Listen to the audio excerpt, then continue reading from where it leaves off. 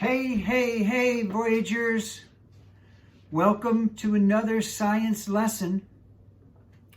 No, we're not going to be talking about Moe from the Three Stooges, but we are going to be talking this week about another Moe, and that was Friedrich Christian Moe, a famous German geologist who developed, among other things, something called Mohs scale of hardness, and it's used to identify minerals.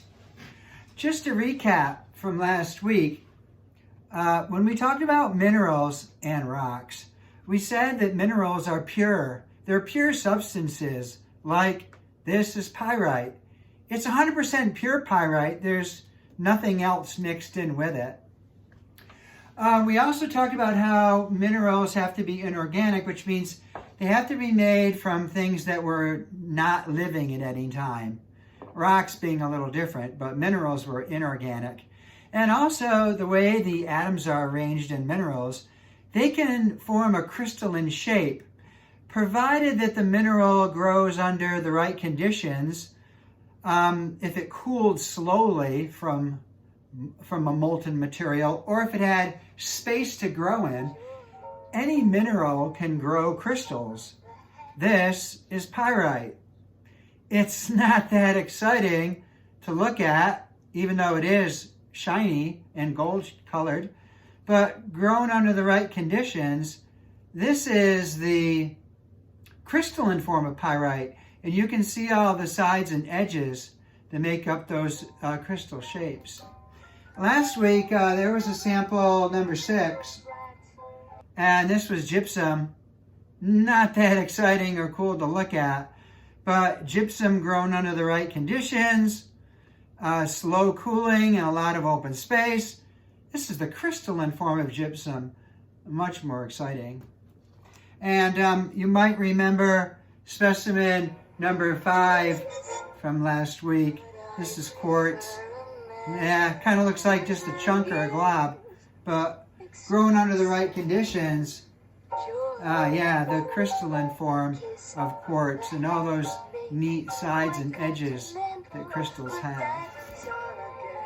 So going back to what we're going to talk about this week, and something called Mohs scale of hardness, developed by Friedrich Moe, of course. What he did was he took minerals and he gave them a rating 1 through 10. 10 being the hardest, 1 being the softest, and he rated each mineral 1 through 10. This is a mineral kit, a sample kit. It has 9 minerals, only because mineral number 10 with a Mohs rating of 10 is diamond, and who can't afford that? It would be hundreds of thousands of dollars to have a diamond sample in here.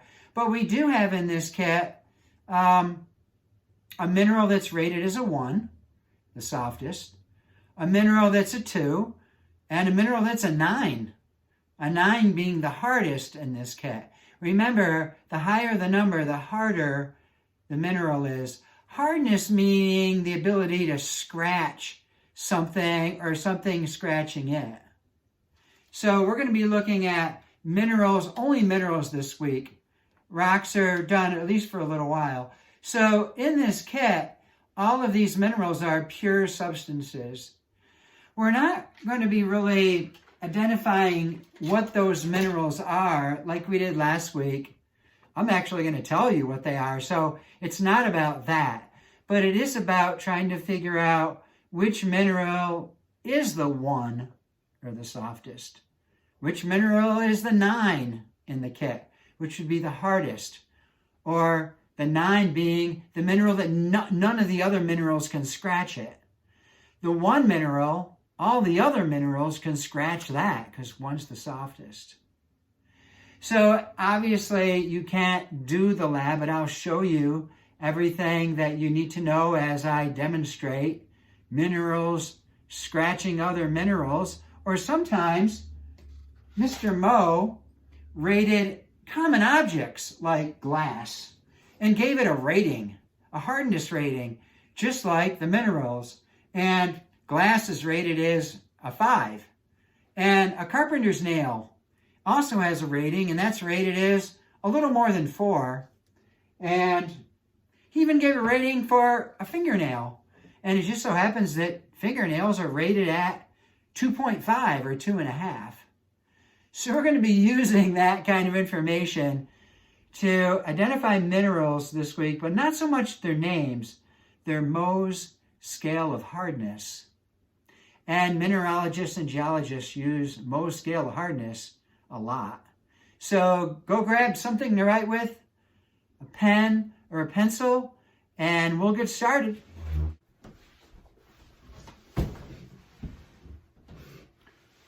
All right, Voyagers, let's take a look at what we have to do this week. You're going to have to send me this back. And as always, I'm going to include this at the end of the movie like I always do. As a matter of fact, any paper that I hold up, it'll always be included at the end of the movie if you want to look at it again or pause it or download it or whatever you wish. So what you're going to do this week is you're going to put these 9 minerals from this mineral kit in order based on their hardness. For example, 1 on Mohs scale of hardness is the softest mineral. And in this kit, one of these letters is the softest. And they're not in order, so don't assume that A is the softest. Could be A, probably not though. So let's just say that this sample is the softest, and it's the 1 on Mohs scale of hardness.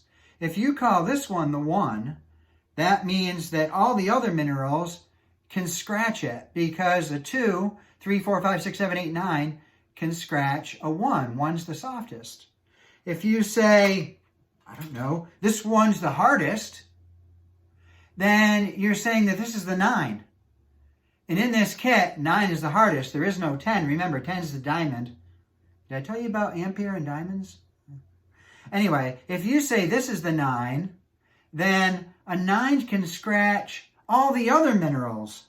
When you rub it against it, it'll scratch an 8, 7, 6, 5, 4, 3, 2, and the 1. Also, with Mohs scale of hardness, common objects can be rated by their hardness. And we're going to use a couple this week. The piece of glass is rated as a 5. So if I take this mineral sample and it scratches the glass, leaves a mark on it, a permanent mark, it scrapes it that you can't rub off, then this has to be more than 5, because the glass is 5. So this has to be a 6, 7, 8, or 9. If this sample doesn't scratch the glass, then that means that the glass is 5. This sample could be a 1, a 2, a 3, or a 4. Because all those numbers less than 5 can't scratch a 5. So that's how Mohs scale of hardness works. In a moment, I'll be comparing minerals against minerals and minerals against common objects. This is a carpenter's nail, and it's rated at 4.5 or 4.5. A fingernail, like I said earlier, is 2.5 or 2.5. So you're going to have to use some logic and some deductive reasoning, like I said, to put these samples in order by their Mohs scale of hardness. So when you make your homework sheet, column 1, you have to write the numbers 1 through 9, and those are the hardness numbers. The letter is the letter on the sample. Right. Here's letter F, whatever that could be. And remember, I'm going to tell you what the sample is this week. You don't have to figure out what it's called, because I'm going to include this. So you know what each mineral's name is. We're not doing that this week. We're putting them in order by their hardness, 1 all the way to 9. And you can see that I've already given you 5 and 6. So 5 and 6 are free. 5 is the mineral apatite. That's a strange name. And 6 is feldspar. But you have to fill in the rest, putting them in order. All right, I'll let you make sure you have a pencil and pen. You might need to take a couple notes, maybe especially on this page, even though I will include it at the end of the movie. Because if you have that information when I start my experiment, you'll be able to understand it better. And I'll get something to write with, and we'll be back in a minute. All right, Voyagers, hope you're ready. Here we go. When I took my 9 samples, I noticed that my fingernail can only scratch 2 of these samples. It could scratch sample C, my fingernail can scratch C, and it can scratch D. And that's it. My fingernail can't scratch any of the other samples.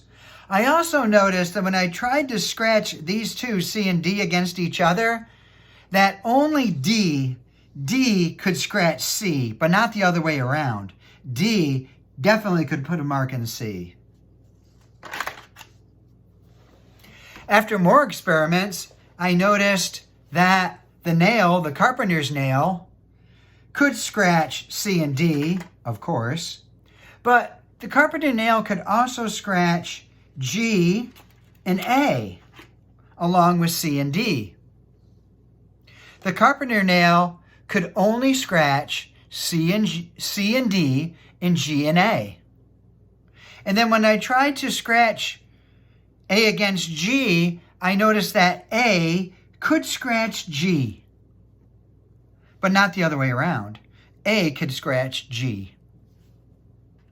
Here's some other things I noticed.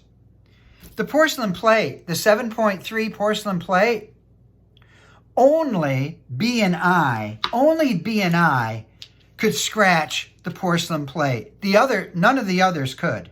Only B and I. And I also noticed that when I tried to scratch B against I could scratch B. I could scratch B, but not the other way around. And concerning sample H, there were only 2 samples that could scratch H, B and I. All the other samples couldn't scratch H. Only B and I could. And when I tried to scratch H against the ceramic plate, it couldn't scratch it. It wasn't hard enough to scratch the ceramic plate. H wasn't. All right, Voyagers, all the information you need is right there.